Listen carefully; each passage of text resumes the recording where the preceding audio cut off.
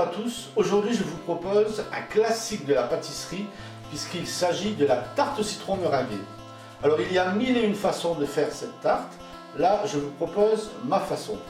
Elle va se dérouler en trois phases, la première la pâte, la deuxième l'appareil au citron et on finira par la meringue italienne. Alors on peut utiliser trois sortes de pâtes pour faire cette tarte. Il y a la pâte brisée, la pâte sablée ou celle que nous allons faire aujourd'hui, la pâte sucrée. Pour la pâte sucrée, il vous faudra 250 g de farine, 100 g de beurre, 100 g de sucre glace, un œuf, une pincée de sel et de l'extrait de vanille. Pour l'appareil au citron, il vous faudra 3 citrons plus les zestes, 3 œufs entiers, 150 g de sucre en poudre et 30 g de beurre. Pour la meringue italienne, il vous faudra 55 g de blanc d'œuf, 150 g de sucre semoule et 40 g d'eau pour faire le sirop à 120 degrés. Voilà, tous les éléments sont prêts. Ici, nous avons 100 g de sucre glace. On va rajouter tout de suite le sucre vanillé pour donner un petit goût vanillé à la pâte. Voilà. Et on va rajouter le beurre, de façon à incorporer le beurre dans le sucre pour faire une crème. Alors le beurre doit être ramolli, ça va aller beaucoup mieux.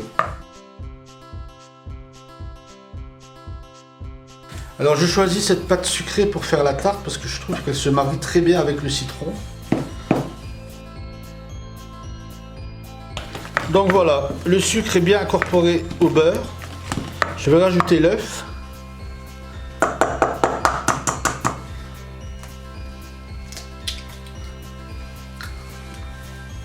Et je vais incorporer l'œuf à l'appareil.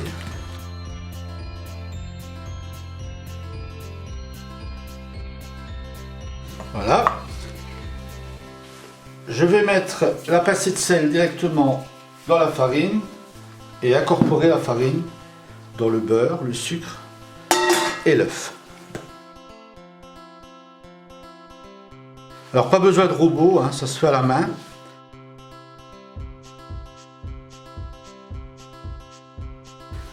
Voilà. La pâte est terminée. On va la filmer et la laisser au frais au minimum 4 heures ou un jour avant, ce serait parfait.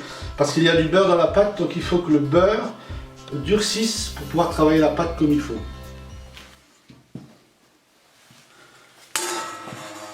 Gag. Pub, c'est bon. Voilà, je débarrasse la pâte sur un fil, dans un film.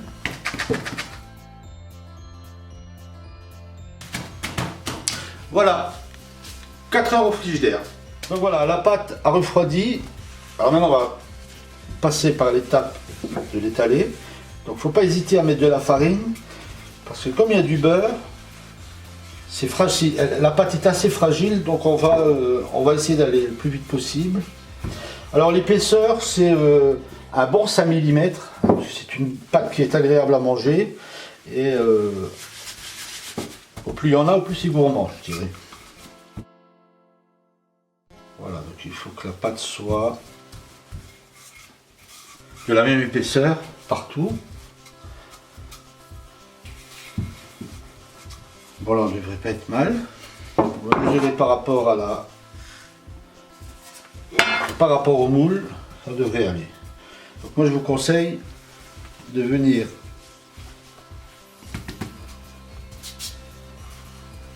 coller la pâte sur votre rouleau pour pouvoir l'étaler. On va enlever l'excédent de farine, pardon. Et on y va gaiement.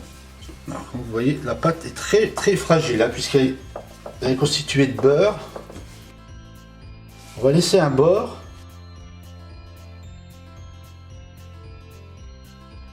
Alors, c'est pas utile de prendre un moule très haut, hein, puisqu'il y a dans le fond il y aura l'appareil et la meringue par-dessus. 2 cm, c'est largement suffisant.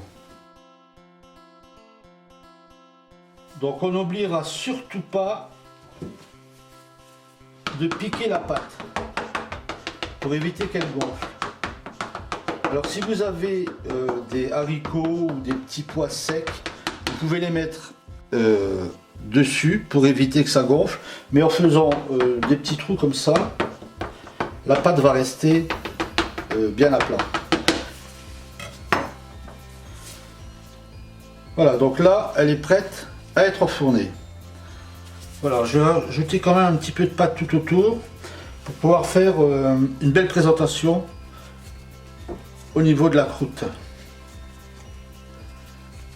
Donc ça sera un petit peu plus épais sur les côtés en fait. Comme ça permet de faire quelque chose de plus beau.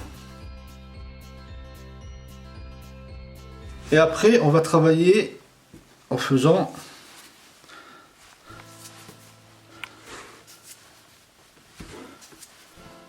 tout simplement avec le pouce.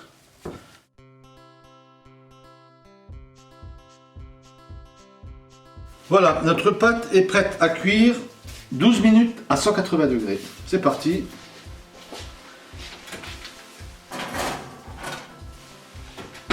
Voilà.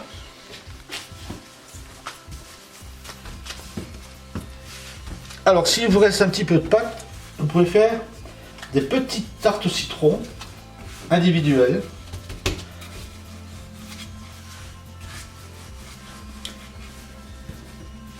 Donc on refait la même chose, bien fariné. Voilà, alors on va prendre un emporte-pièce. Hop.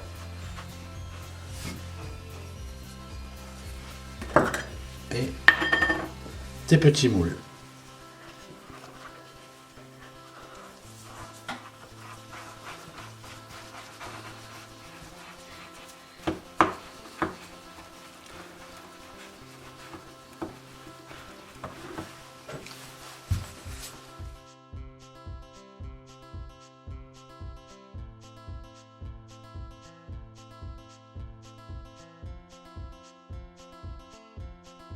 Alors on va piquer pareil le fond des tartelettes et on va mettre en cuisson. Mais là on va surveiller la cuisson parce que c'est des plus petits volumes, donc il faut que la pâte soit juste cuite.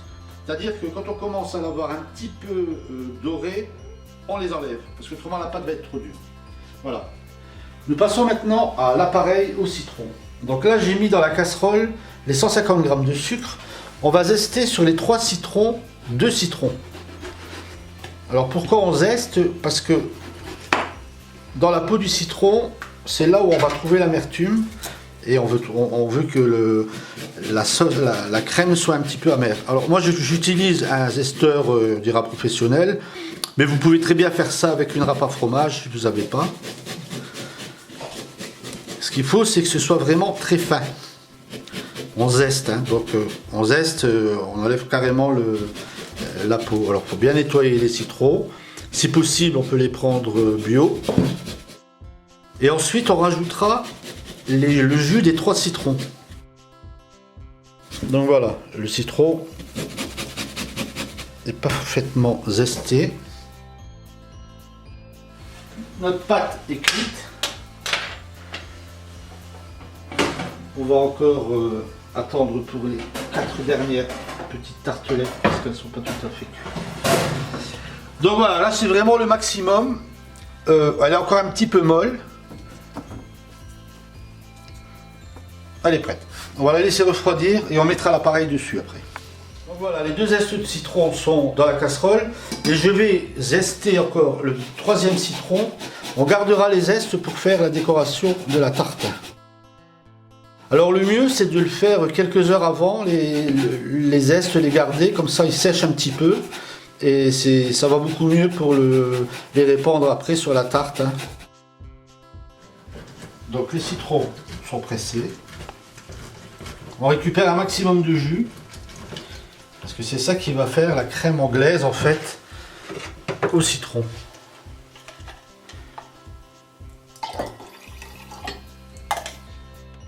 Bon, c'est un système archaïque, mais bon, il marche bien. Ça y est, les citrons sont pressés. Donc je vais les incorporer dans le sucre et dans le citron en remuant pour tout bien incorporer dedans. Et je rajoute les 3 œufs directement.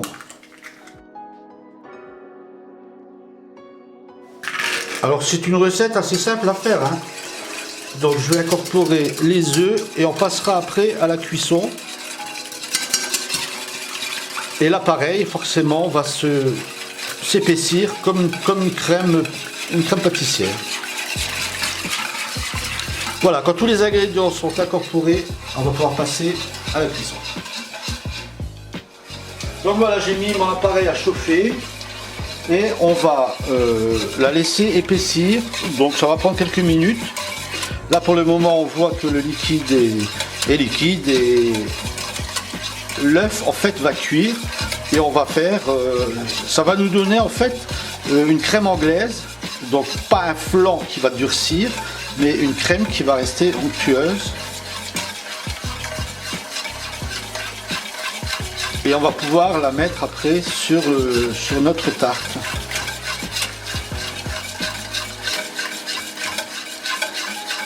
Dès que l'appareil sera épaissi, on rajoutera le beurre. Et comme ça, en refroidissant, ça va permettre à la crème de durcir un petit peu, pour pas qu'elle soit liquide. Donc voilà, l'appareil a épaissi. Je vais rajouter directement le beurre. Alors, on le fait sur feu vif et quand ça commence à bouillir, on baisse un petit peu la température et on fait fondre le beurre tranquillement, toujours en remuant. Ça permettra à la crème après, comme je vous ai dit tout à l'heure, de durcir quand elle sera sur les tartes. Voilà, là on arrive au terme de la cuisson de notre appareil au citron. Alors là maintenant on va mettre la crème directement sur les tartelettes et sur la tarte. Je vais prendre une petite cuillère.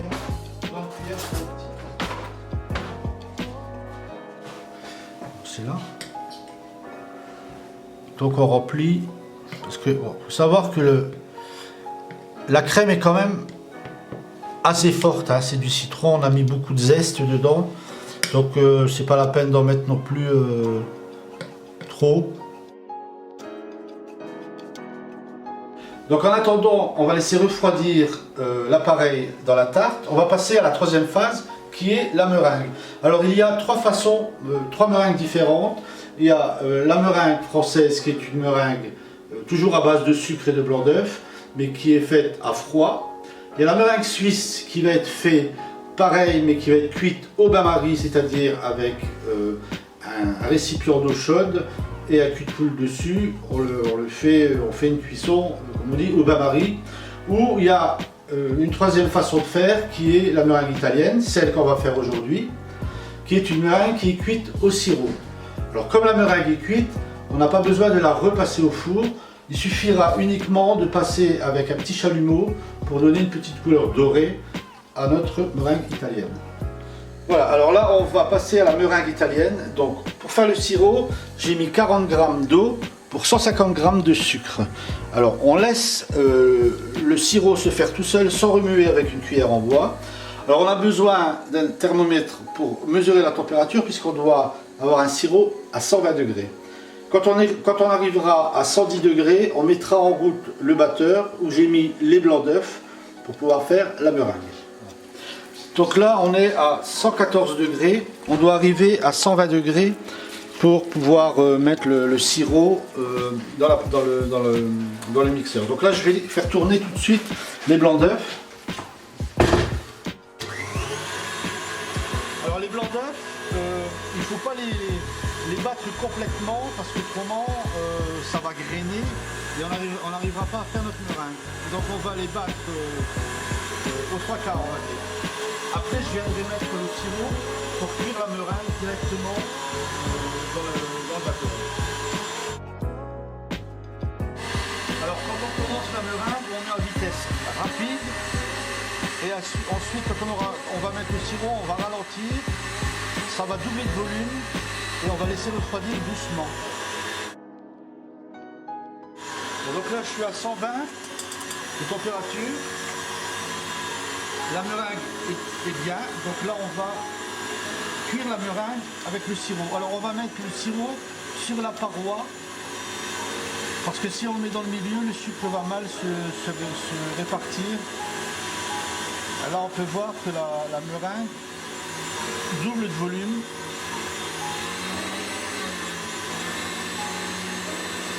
Et en même temps, elle va cuire. C'est une pré-cuisson. Et comme ça, on n'aura pas besoin de la recuire tout à l'heure quand on va la mettre sur la table. Voilà. Donc là maintenant, on va baisser un petit peu la vitesse. Parce que là, c'est très chaud, hein, c'est 120 degrés. Et on va la laisser refroidir.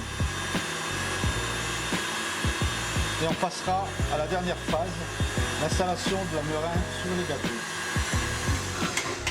Voilà, donc notre meringue italienne est prête. Alors on va vérifier, il faut que ça fasse un bec d'oiseau. Voilà, donc là elle est épaisse, elle est tout ce qu'il faut. On a tout ce qu'il faut là, une épaisseur choisie et demandée. Donc maintenant on va l'installer sur les gâteaux. Donc voilà, on va passer... On va remplir les poches. Donc on va aller doucement pour pouvoir en mettre partout.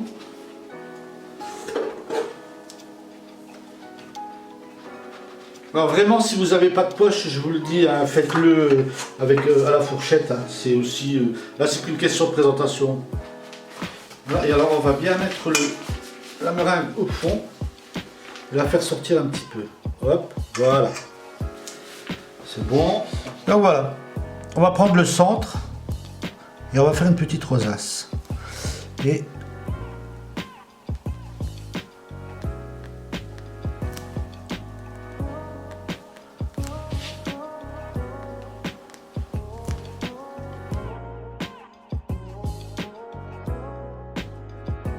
voilà. Après, on peut faire de cette façon-là aussi.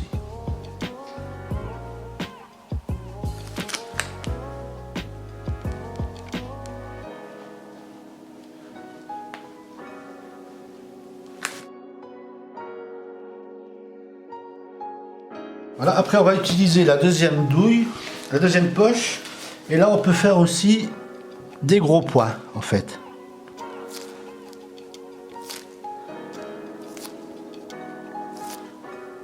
Là vous avez plusieurs façons de décorer la tarte. Hein.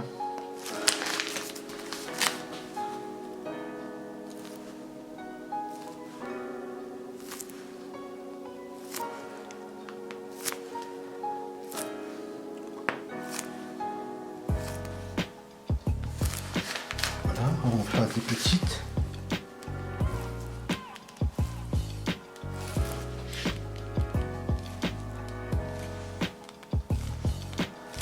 Voilà, et après on peut finaliser tous les petits, refermer tous les petits trous en faisant pareil mais avec.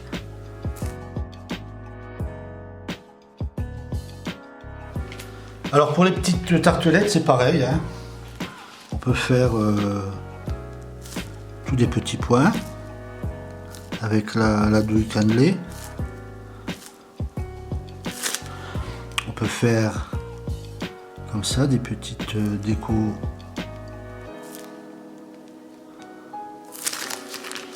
On peut faire des toutes petites rosaces.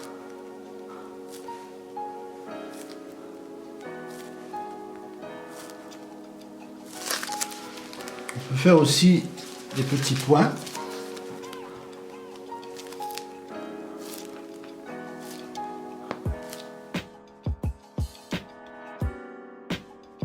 Alors je vous le dis tout de suite, c'est un régal.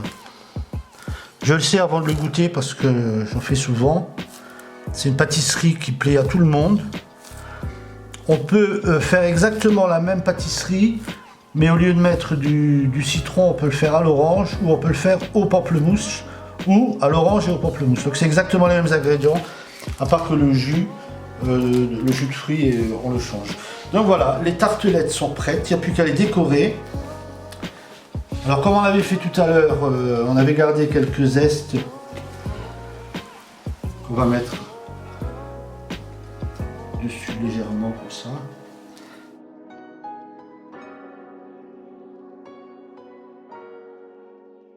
Bon, c'est pas du grand art, hein, mais bon, ça va être très bon. Et comme on est gourmand, on va rajouter quelques amandes. Je vous raconte pas l'odeur, hein, ça sent très très bon le citron. Voilà, et pour finir, moi, alors on peut la repasser au four pour lui donner une petite couleur brune un petit peu, et moi j'utilise plutôt un petit chalumeau de cuisine qui va faire pareil pour l'effet, vous allez voir, c'est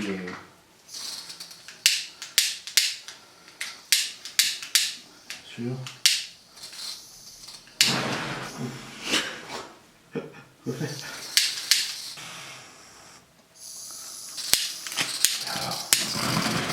Qu'est-ce que c'est le bordel?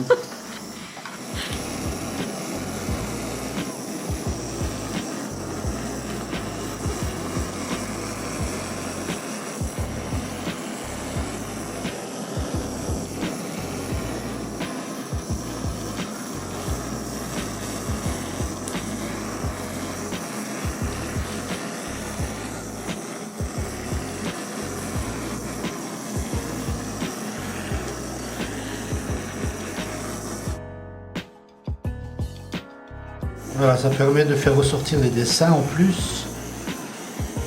Et ça caramélise un petit peu aussi toute la meringue. Et voilà.